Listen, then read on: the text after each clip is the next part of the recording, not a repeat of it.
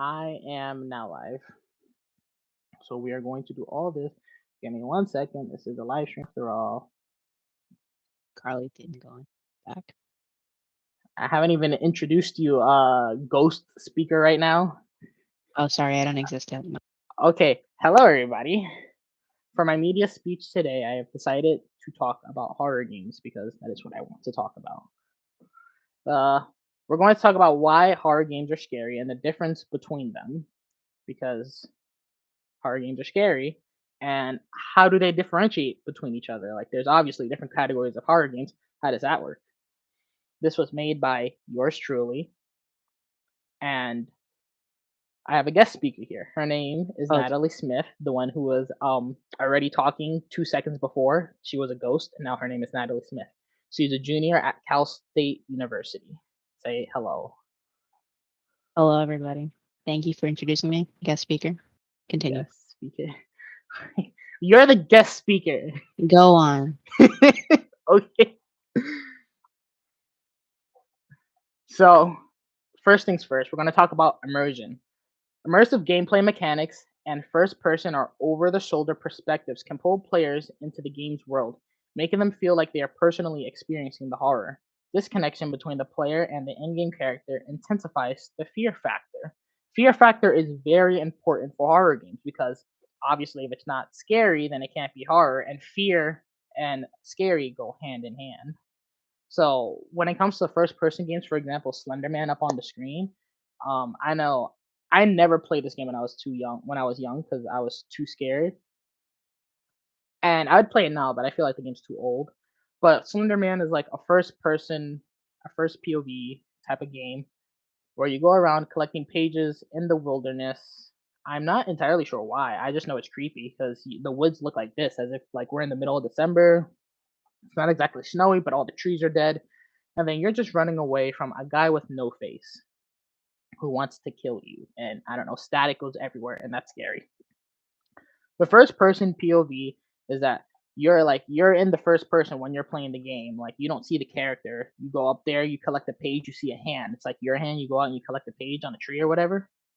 And then, in my opinion, that's scary because it's as if you're in the forest in the middle of God knows where, and you're being hunted down by a no face killer. Pretty Hmm. freaking creepy.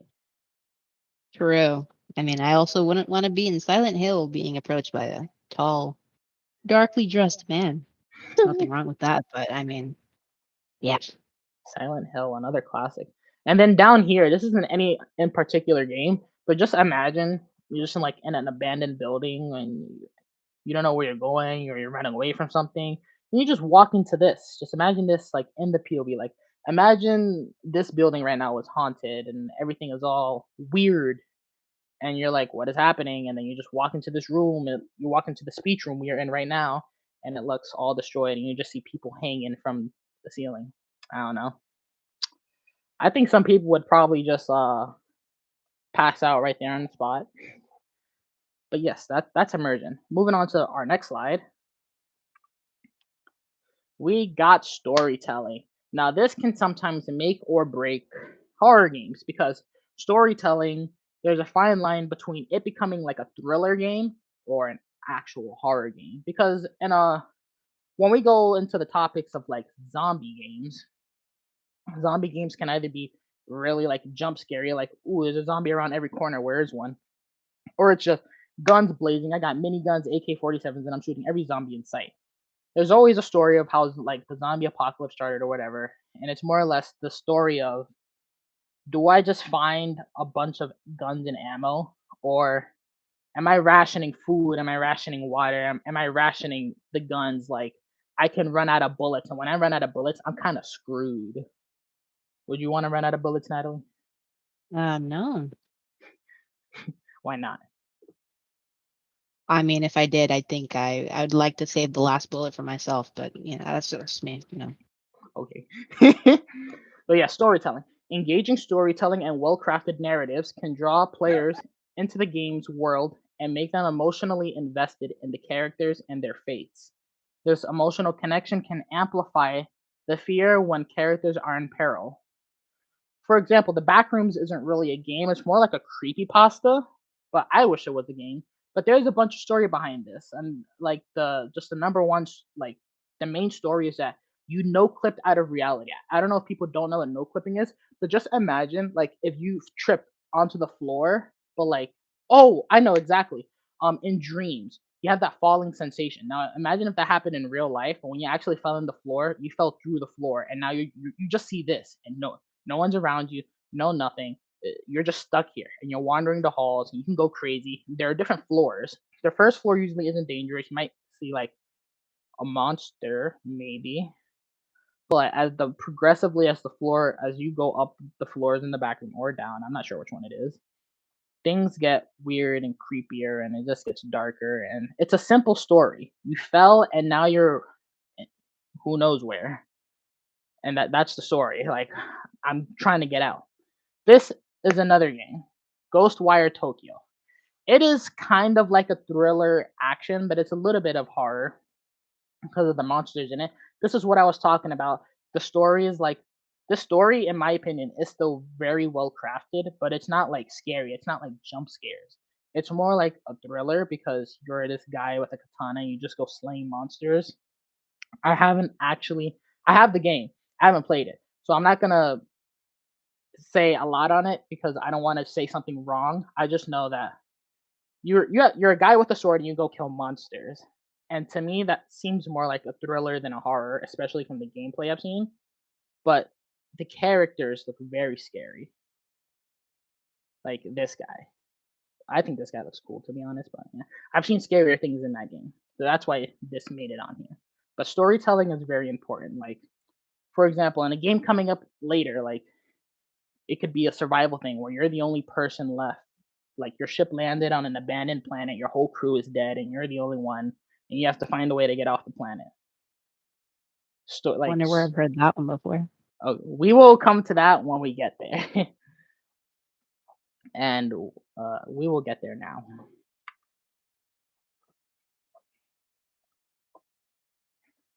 This is when we get into different types of horror games, like psychological horror and survival horror. This is what I meant by horror is a genre, but then you got subgenres. No, no one saw that. No one saw the next ad. Pretend you didn't see nothing. Okay, so You're talking survival about horror. sub. Huh? What? What? Say it louder. That's what I thought. Nothing. You're talking about sub genres? Yeah. Yeah. Survival horror. Subnautica. Sorry, joke. Okay. She doesn't think Subnautica is scary. I do. Subnautica is the game I was just talking about. It is a survival horror game. It does have its not scary parts, especially if you just decide to stay on the surface and avoid going to the deep dark depths as much as possible, like I have been. But the game will force you to go there if you want to finish the game eventually. And then you'll see creatures like that on screen that if you have a fear of the ocean, I don't think you want to see that. I don't think you want to see that. You see that ship? There's a human the size of you in that ship right there. And that thing is like 10 times the freaking size of that ship. I don't think you want to meet that in the ocean. I mean, I'm more concerned with how ugly it is. The monster? Yeah. That thing's fucking ugly. Got them wrinkles. All right, survival horror. Survival horror games introduce resource management and limited ammunition, adding an element of stress to the gameplay. Players must make choices about how to conserve resources and navigate dangerous situations, intensifying the fear. This is what I was talking about earlier, kind of, about like, let's just say you're in a zombie apocalypse, your ammo is low. What happens when you run out of, unless you're like Natalie and you want to save the last bullet to, Okay. yeah. When you run out of That's not bullets, important. you're kind of screwed. What do? You pray that there is a God. Mm. Another survival horror game kind of ish is Five Nights at Freddy's. I am mentioning this because the movie just came out and I watched it. I thought it was very good. I don't care about your opinion. I don't feel bad. Anyways, Dang, okay. this game is also a survival horror. You play as a security guard on the night shift, and you have to get through like 5 nights of these random animatronics trying to kill you. It's a very basic survival horror. The literal theme of the game is survive. Every night it gets harder to survive. These animatronics get more jittery, they get more active, and they will try and kill you faster and faster every night. And that is just a basic sort, like, there's no ammunition, no nothing. With this game, you're also in first person also, by the way. You have nothing. You literally have nothing. You have a security system and doors that can close. I'm talking about the first game in case you're someone who's played all the games. The basic game, you're a security guard. You literally have nothing. You don't have a gun. Not like a gun would do anything with robots, really. But you have nothing. You have a flashlight and maybe that fan in the phone in your room. That's it. You have a security system where you can like light up other rooms and see where the animatronics are at, and doors that shut off. And then the only resource you have in that game is energy. The doors and the flashlight and the cameras take energy. You run out of that energy, the whole place shuts down. All your doors are left open. So if you have like, you can only leave at 6 a.m. That's when they all deactivate and you can go home. So imagine it's like 3 a.m. You ran out of energy because you just kept the doors locked the whole night. Yeah, you're kind of screwed. But yeah, that's survival horror. Psychological horror, a different type of horror. I hate horror games. I've only started recently getting back into them. I've been playing survival horror games like Subnautica. I said I refuse to play this. I spelled psychological wrong. Please ignore that. Oh wow. I Right. refuse to play psychological horror games. They are just a different type. Like they mess with the mind. I don't want to go to bed for the next week having nightmares of the mortuary assistant. If you've ever seen that game, it is terrifying. I am I'm a scaredy cat because I was gonna say another word, but I'm gonna keep it professional. I'm a scaredy cat. Something like that. Okay. Mm. Psychological horrors, or I guess this says psychological horror. Some horror games focus on psychological horror rather than physical threats. They use elements such as disturbing narratives, moral dilemmas, and psychological torment to unsettle players' minds. These games can be more subtle and thought provoking in their approach to fear. Just the thought of thinking, like, um, for whoever's in the city, like, going down that dark alley, you know you're gonna get jumped, so you're not gonna do it. You might not get jumped. There might not be no one in there. It's that psychological aspect, though. You think there's someone there. It's the city. Like every corner, you got to be aware where you're at, right? You just know if you go down there, there's a chance that you could get jumped. Psychological horror just messes with the mind. Like in this top image over here, the mortuary assistant. You're just going down this hallway and you just see this at the end and this on the engraved on the wall. God has left you. What do? This thing isn't running towards you. It's a still image, but this thing is not running towards you. You have to walk towards it. You see this. This is just messing with your mind in many more ways than it has to. This I don't know. This psychological horror just creeps me out. It's like what could happen is you play a psychological horror game and then for the next day you can't sleep because you're just like the lights are off. I locked my door and I'm just thinking of that one game where there's this horror creature that just burst through the locked door and I'm just dead. Like that's what you're thinking about at 3 a.m. in the morning when you can't sleep because you played something and you were fighting something that looks like this. Freaking what's that one horror movie called, Natalie? The guy with the fingers. Sorry. He goes It's into just the like dream Wolverine, world. but scary. That's all I got. Wolverine but scary. You I guys don't don't remember. it'll hit me when I get back into class, but you guys know what I mean. He goes into the dream world or whatever and he comes out and he has like claws. No idea. Freddy Krueger. Is am I right? Am I right? Is that the one? Maybe. Freddy Krueger? It might be Freddy Krueger. I'm bad with these. If it is, I'm a G. Anyways, Yeah. yeah, it's like that though. Like for example, in the movie Freddy Krueger, he can literally haunt you in dreams. Like he can kill you in real life and still kill you in the dream. Like you fall asleep, guess what? There he is, and you know what? You die in that dream, you die in real life. Well, all of a sudden, I don't want to sleep because I don't want to die. I mean, I hope all of you don't want to Okay. Wow. I mean, don't speak for all of us. What? Sorry, we're talking about paranoia and anxiety. That That's is all I'm another thing. getting. Paranoia. That's the word I was looking for this whole time. Paranoia. Yep. It's just a fear factor. It's like, and anyone who has a basic fear of the dark, like I have a minor fear of the dark, minor. So I don't know. It's weird. Sometimes I'll be scared of the dark. Sometimes I won't. But like, Bro needs a just kind heart. just the dark. Because I've played. I haven't played horror games recently, but I played horror games ways in the past. I'm trying to get back into them. Just in the dark, sometimes I just be thinking about all those games I played, and I'm just like, I'm not walking down that dark hallway. I'm going to bed. I can get water in the morning. I would rather go to sleep in my room than I would rather have a like parched throat than go down that hallway. I'll just go to sleep and get water tomorrow morning with a crusty ass throat. The kind of thing that makes you play Minecraft at max brightness. No, literally. Next slide. This is the last slide. I'm pretty sure this has been going on for a little too long, but I am sorry.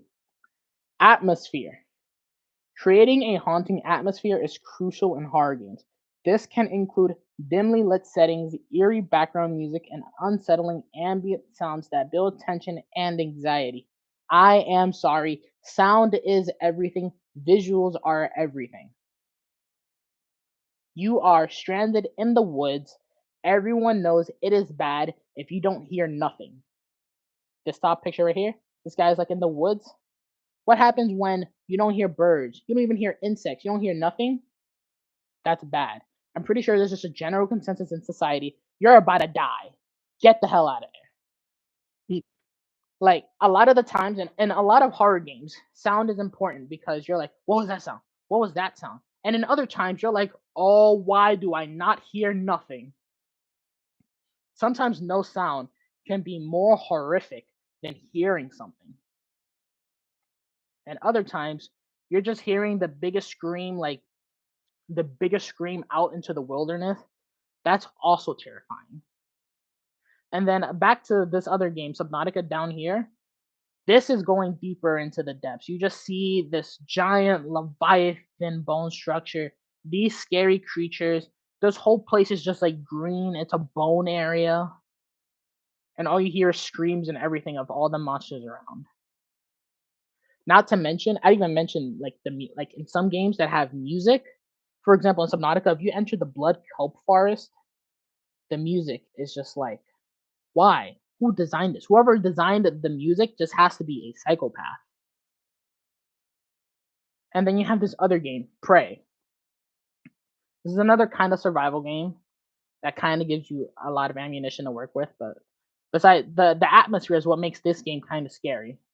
Because sometimes you can go through a good portion of the game without seeing things, and then other times you'll just be in a random corridor and you'll just see a bunch of these spider-like things all coming at you. And they move really fast. So you might have like a gun to stick them in place and they just move past everything. And you're just like, what do I do? What do I do? You're panicking, and then you're dead. Mm. Or you're like escaping. You're just in a big room. You think you're safe, and then something just rips through the wall like it did over here, and it's like fight me. And you're just like, what do I do? I thought I was safe. Atmosphere is everything in the horror games. Visuals, sounds, and music. Because music can make everything here can make everything 10 times worse if it's put in the right situation. Especially, and I will go back to this, sounds. You will hear that one sound that will be like, nope, I'm getting the fuck out of here.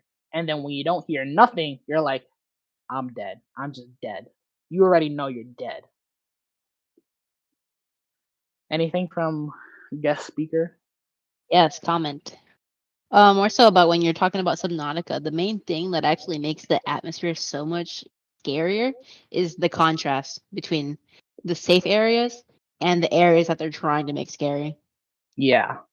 Like the safe shallows is literally just like a bunch of coral reefs and everything. And then again, you have the blood kelp forest. It is as you imagine. Like there's blood kelp everywhere. Like the kelp is white. It's like white and veiny, and it just has like red dots all over them.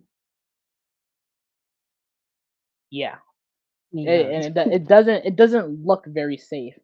I'm pretty sure like in the game there's like a little Easter egg where you can get your PDA thing to say that the visuals is so disturbing. It's like in top 10 like psychological horror, like like people who have scary dreams about underwater things.